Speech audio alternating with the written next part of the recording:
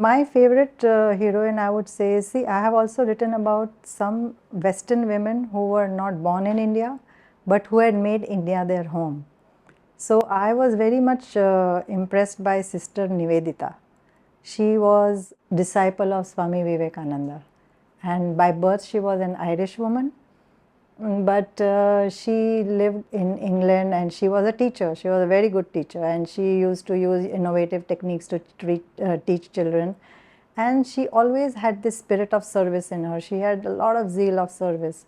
And so Vivekananda saw that and he brought her to India. And she gave herself so completely to India and to uplift the women, to teach them, to eradicate poverty. She worked tirelessly. She lived frugally in that hot Calcutta weather. She never complained, and in fact, Vivekananda was often harsh with her because she to imbibe some Hindu qualities in her. So she withstood everything, although by nature she had a fiery Irish nature, but she was the ideal disciple, and I really admire her a lot. So that was one woman sage I really admire. And then another is like a mythical figure. I don't think she is historical figure, but she was a maverick yogini, and her name was Sulabha. I don't think much is known about her as such, and she appears in Mahabharata in the Shanti Parva. So the story goes that I would like to read you from my book about her, just a couple of paragraphs. So Sulabha was a Kshatriya by birth, and she chose to renounce the material world and marriage in pursuit of truth. She was an intellectual and an advanced yogini who did not belong to any monastic order. She could transform her physical form with ease and could roam the earth freely by flying. She achieved the near impossible feat of curbing an arrogant king in a lengthy, highly esoteric discourse. In the presence of eminent Pandits, she proved that women were intellectually equal or even superior to men and could obtain liberation by their own efforts.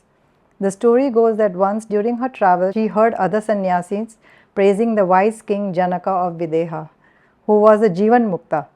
They said he was devoted to the religion of emancipation of the soul. Keen to meet Janaka face to face, she took the form of a pretty young sadhvi and flew into Janaka's court. The king's custom was to extend cordial greetings to ascetics and engage them in philosophical discussions. Accordingly, he welcomed Sulabha as an honored guest. He was intrigued and wanted to learn more about the enigmatic anchorite. Desiring to know the truth for herself whether he was indeed emancipated, she chose an unorthodox method of verifying the philosopher ruler's attainments. Using her powers, she entered into his inner being, his understanding, and read his mind. Janaka, an accomplished yogi himself, reacted with great hostility. He was unaccustomed to being challenged in this manner by a woman. He demanded to know who she was, where she had come from, and where she was going. He launched into a long tirade based on gender stereotypes and conventional notions. He aggressively argued that it was not possible for a youthful, delicate woman like her to be a real renunciate because she was unable to master her senses. He also boasted at length about his own superiority among sages. Sulabha's reply to Janaka's anti-women rhetoric and criticism of her unconventional methods were more exquisite than her person. With impeccable logic based on Hindu philosophical principles, she simultaneously challenged the status quo and effectively silenced the king. So that was Sulabha, and she was really a very non-conformist yogini, I would say.